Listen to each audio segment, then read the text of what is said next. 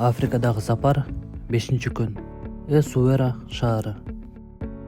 Менен үшүп ойгондум. Менин байкашым боюнча түндө саат 3-төрдө аябай муздак түшөт экен. Бирок шүгүр, чыдаса болот. Бул айыл аябай таштуу экен. Мындай айылдын өкмөтү аябай сылык болуш керек деп ойлоп койдум. Эртең менен турганда буттарым налып, ашууларды көрүп дагы бир жол чочуду. Бул жөн гана башталышы. Башында бутуң, андан кийин белиң, колдоруң баары бири-бирден ооруп чыгып, баары көнүп калат. Эң негизгиси албетте колду түшүрбөө керек.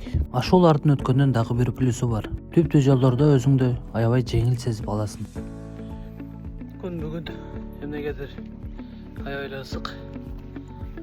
Ушундай көлөкө жерге келип эс алып отурабыз.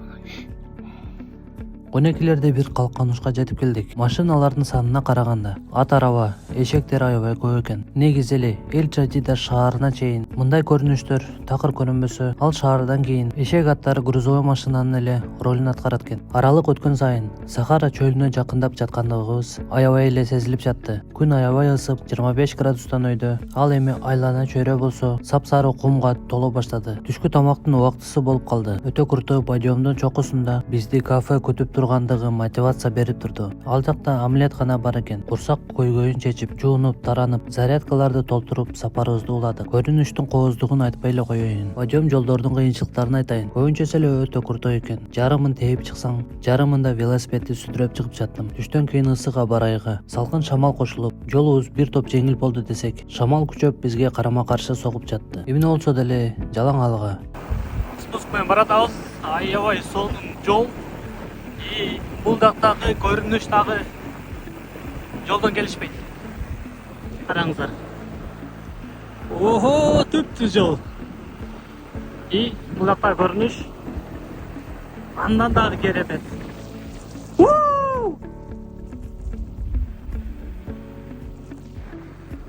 Карагыла. Алтынбек артында келет.